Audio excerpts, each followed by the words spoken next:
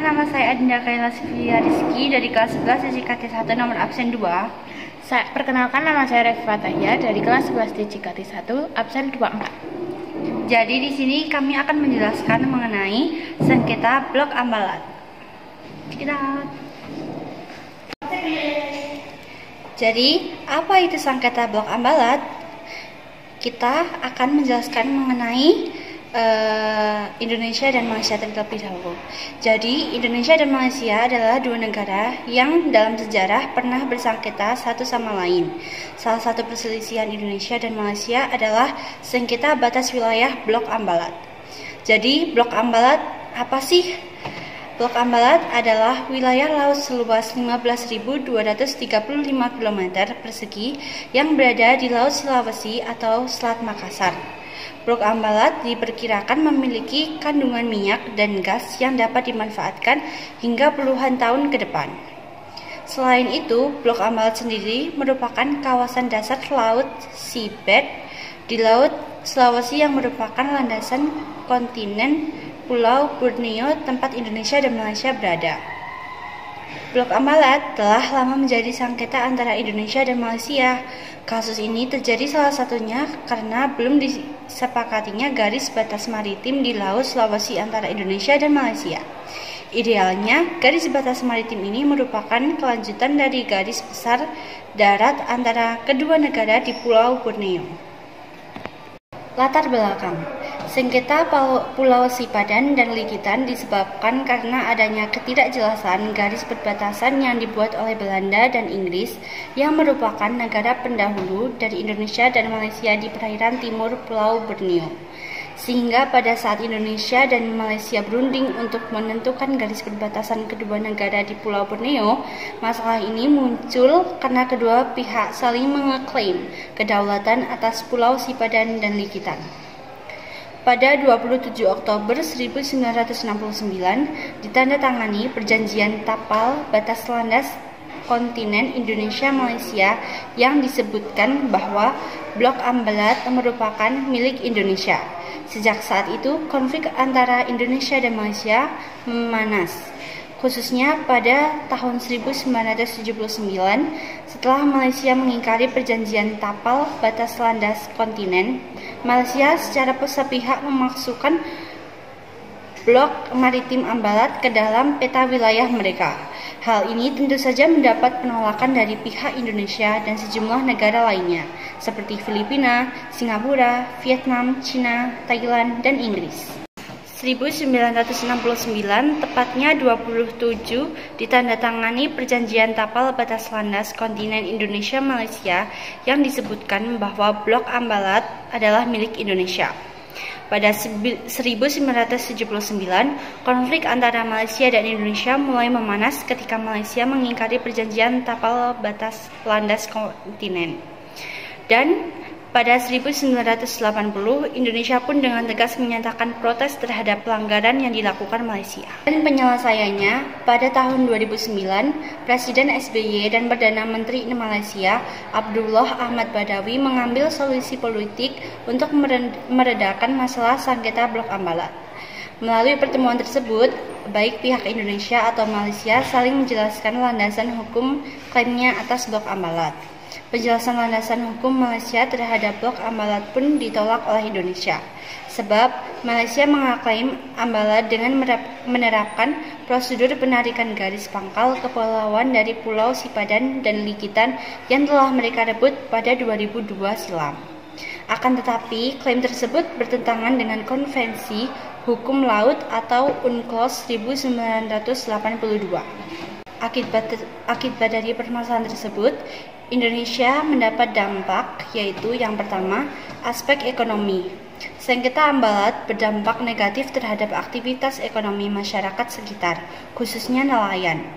Mereka sering mengalami penangkapan, penembakan, atau pengusiran oleh kapal-kapal patroli Malaysia saat mencari ikan di perairan Ambalat.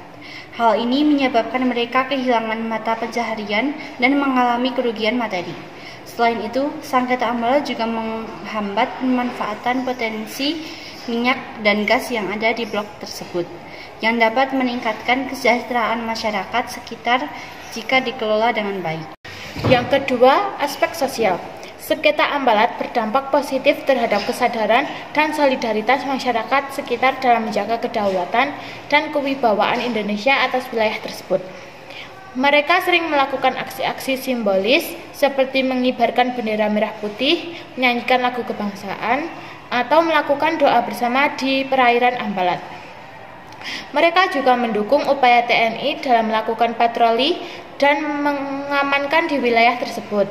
Selain itu, sengketa Ambalat juga memicu kerjasama antara pemerintah daerah, swasta, dan masyarakat sipil dalam mengembangkan potensi perwisata, pendidikan, lingkungan di sekitar Ambalat. Yang ketiga yaitu aspek politik. Sengketa Ambalat berdampak negatif terhadap hubungan politik antara Indonesia dan Malaysia. Kedua negara sering melibatkan ketegangan dan konfirmasi di perairan Ambalat. Akibatnya, klaim tumpang tindih atas wilayah tersebut. Hal ini menimbulkan ketidakpercayaan dan permusuhan antara kedua negara. Namun, sengketa Ambalat juga berdampak positif terhadap upaya penyelesaian secara damai melalui jalur diplomasi.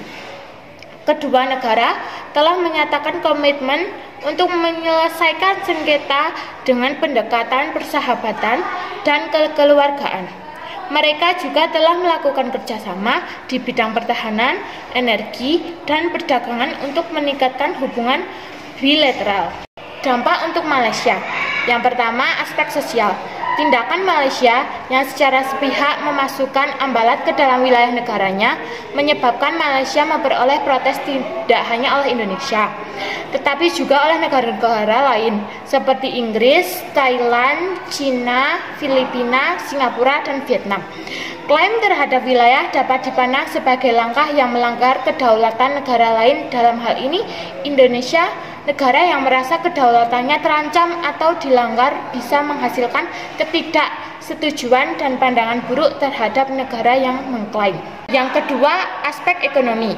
Pemerintahan Malaysia memberikan izin kepada pemerintahan Belanda atau perusahaan Shell untuk melakukan eksplorasi pada tempat yang sama, di mana pemerintahan Indonesia memberikan izin kepada perusahaan Unocal jika Ambalat terlibat dalam eksploitasi sumber daya alam seperti minyak dan gas. Sengketa ini dapat menciptakan ketidakpastian ekonomi di antara masyarakat Malaysia yang mungkin menggantungkan hidup mereka dan pada sektor tersebut.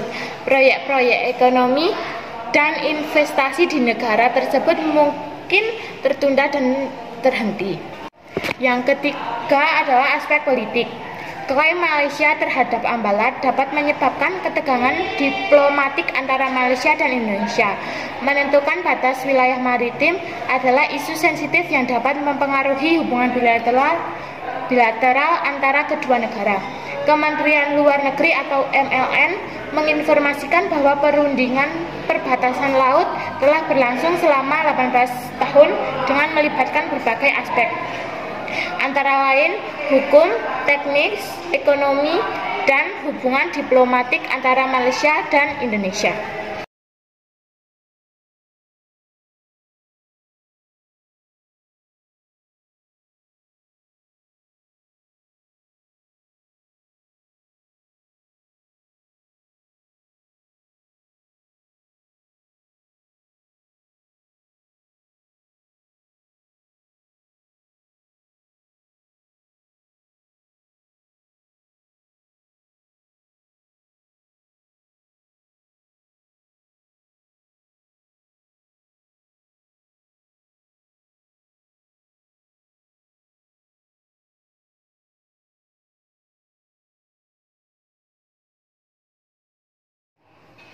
Sekian.